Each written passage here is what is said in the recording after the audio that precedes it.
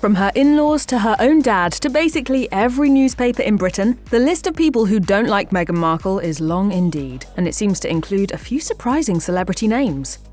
While it's par for the course for a late-night host to poke some fun at a high-profile celebrity, it's not every day a fellow A-lister takes a swipe. But when Ryan Reynolds appeared on Conan O'Brien's podcast in May 2025, Meghan Markle became a topic of conversation, resulting in the actor poking some fun at the former royal. Reynolds and O'Brien touched on the Duchess of Sussex's latest venture, a lifestyle brand called As Ever that launched in April, offering tea, honey, baking mixes, and, most notably, jam. When Reynolds spoke about his father, Jimmy, being a food broker, he explained that his dad once told him he was a middleman for jars of jam. What?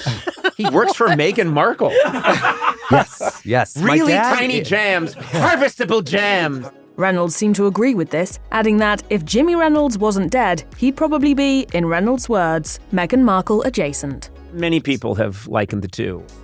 When Chris Rock took the stage to film his 2023 Netflix special Chris Rock: Selective Outrage, he didn't go easy on Meghan Markle. Rock let loose on claims Meghan had made back in 2021 about her time in the royal family, including allegations that a family member wondered about the skin tone of her unborn child. And also concerns and conversations about how dark his skin might be when he's born. During this show, Rock insisted that this wasn't actually racism. Instead, he likened it to selective outrage, calling it, well, in-law. Sometimes it's just some in-law. Rock also took issue with Meghan seemingly choosing to play the victim. In fairness, he did suggest she's probably a nice person, just one who he thinks complains a little too often. Hit the light-skin lottery and still going on complaining. After Rock's special hit Netflix, People magazine reached out to Harry and Meghan's representatives for comment. They received no response. The ladies of The View have taken plenty of jabs at Meghan Markle over the years. In April 2025, the Duchess of Sussex made headlines for sending her friends a jar of her homemade jam accompanied by a card signed, "With compliments of HRH, the Duchess of Sussex." During a discussion about Prince William potentially stripping Meghan of her title, host Alyssa Farah Griffin spoke up about this oddly formal move. There are no heroes here. I find it a little bit cringe to give a gift to a close friend and sign it Her Royal Highness. Despite multiple hosts on the show shading Meghan for her weird signature, Sunny Hostin came to her rescue. She argued that Meghan was using the title privately, meaning it was technically fair game. The agreement that was made did not remove the title. It restricted the way it was to be used. It was not to be used publicly. Online users and commenters actually verified Hostin's claims in the wake of the scandal, noting that while titles aren't meant to be used for commercial profit, they can be used in royals' personal lives. Bethenny Frankel is no stranger to launching a business venture. A successful entrepreneur, Frankel created the Skinny Girl brand, which she reportedly sold for $100 million in 2011. And this may be why she felt comfortable weighing in on Meghan Markle's attempt at launching her own celebrity brand. Frankel didn't mince words when speaking about the Duchess of Sussex to Us Weekly, saying they didn't want the fame, but they didn't want to give up the lifestyle because it's expensive. Now they're living in Montecito and it's hard for things to land. Frankel also had strong opinions about the way Meghan had been handling her different business ideas, adding, "It's hard to land all of those things, and they wanted to do it in a timely manner because they realized there was a certain window of opportunity, so they made all these different deals, and business is really hard. If it was so easy, everybody would be good at doing it." Meghan Markle made major headlines following the release of her and her husband's Netflix documentary in December 2022.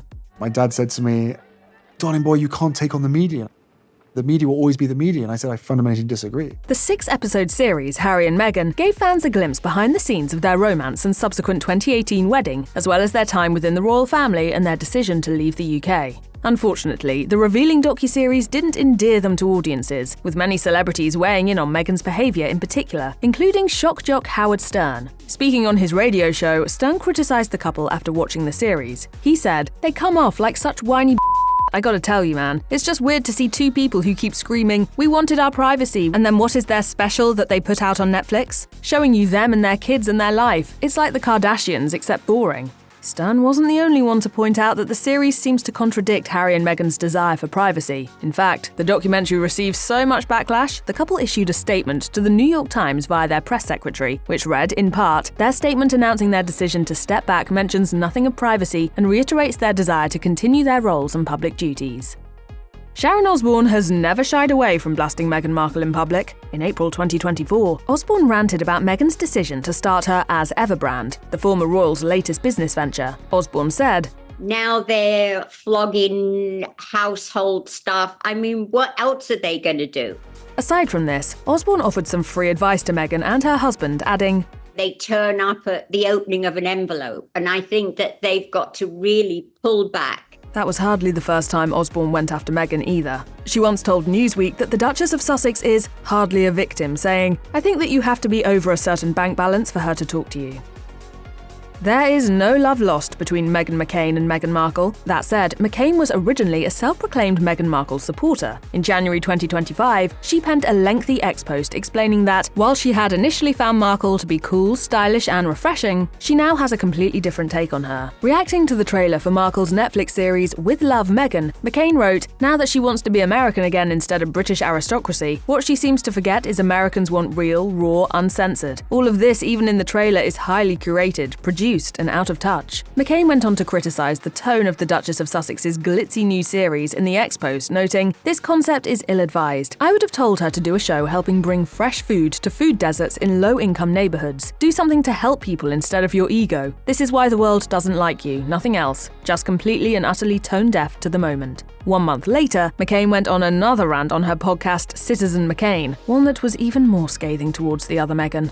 I don't know what she's doing. And this is like the 9th rebrand. I actually had to review her show and her podcast. And it was horrible. It's not every day that the President of the United States tells the world he doesn't like you, but that's just a day in the life of Meghan Markle. Back in 2020, on the heels of a video Harry and Meghan made about the importance of voting in that year's election, Trump made it quite clear that he wasn't a fan of Meghan.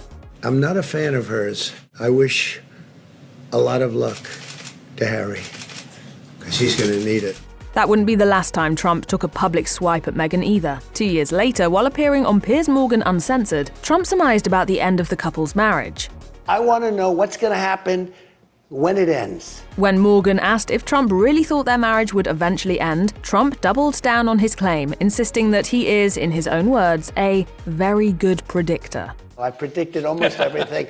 It'll end, and it'll end bad. Joe Rogan sounded off about his true views on Meghan Markle and her relationship with Prince Harry on The Joe Rogan Experience. In a January 2020 episode of the show, Rogan sat down with former CIA agent Mike Baker, and the topic of England soon came up. Baker revealed he held dual citizenship, adding that he was angry at Prince Harry for leaving the royal family. Unprompted, Rogan then launched into a fairly bizarre impression of the Queen. It's that little American hussies he's hooked up with. She's come to turn him into a Kardashian. Rogan doubled down on likening the Duchess of Sussex to an influencer like Kardashian, suggesting that she'd soon end up endorsing makeup and sneakers and watches. And to his credit, this was pretty prescient on Rogan's part. Aside from launching a line of jam, honey, and other baking products, Markle started her own Shop My page in March 2025 in order to make a commission off her affiliate links. Megyn Kelly has never been a big fan of Meghan Markle. In June 2023, Kelly spoke to Sky News Australia about the collapse of Meghan's podcast, Archetypes, a short-lived project with Spotify from 2022 that ran for just 1 season. Kelly said, the fact that she couldn't even make 12 episodes without complaining is absolutely pathetic. 12 episodes? I do that in 2 weeks. What is she complaining about? The former Fox News anchor, who now hosts a popular podcast herself, also accused Meghan of committing fraud by having producers conduct her interviews. She said, you would never cut your own questions into the interview and try to pawn it off on your audience like it was yours. That's grossly unethical. 2 years later, Kelly attacked Meghan about how she allegedly treated her co-workers on an episode of her podcast, The Megyn Kelly Show. She so wore them down and was so nasty. Then when she started her own company, similar reports coming out from Montecito about how no one can work for her.